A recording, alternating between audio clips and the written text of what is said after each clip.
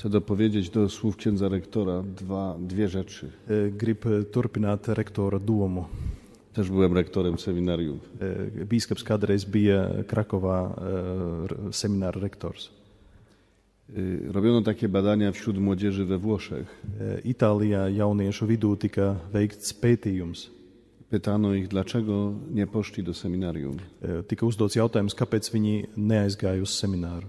Odpowiedź była taka, bo nigdy nam nikt tego nie zaproponował wprost.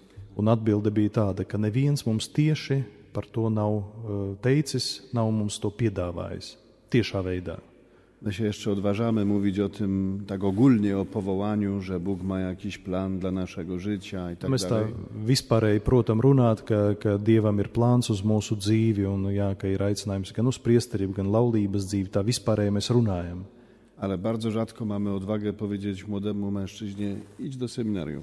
Bet reti mums, varbūt bieži mums pietrūkst tādas drosmes pieiet cilvēkam klāt un pateikt, nāc uz semināru. No to nie idą. To nie idą. Neviens nepiedāvā un tāpēc arī viņi neiet. A druga rzecz, chcę powiedzieć, że od 4 lat mamy w Krakowie seminarium dla, jak to się mówi, późnych powołań.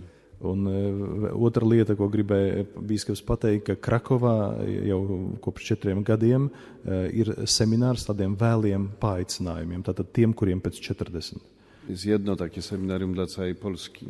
Viens seminārs uz visā Polijā.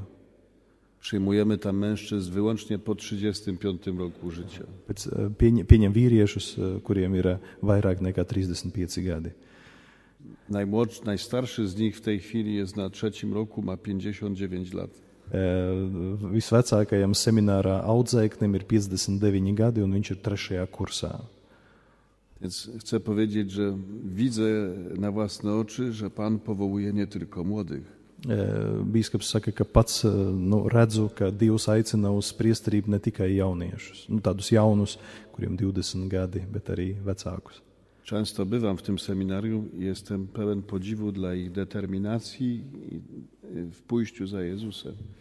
Ka bīskaps bieži apmeklē šo semināru un ir apbrīnas pilns, kā ar kādu tādu deksmi šie cilvēki, semināristi, kur ir vecāki par 35 gadiem, kā viņi vēlās ar kādu dedzību sekot Kristum.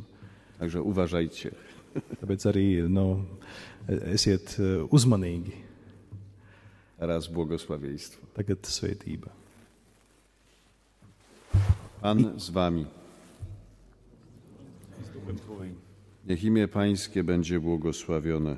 Nošķīlāja un mūžam, Wspomożenie nasze w imieniu Pana. kas ir radījis debesis un zemi.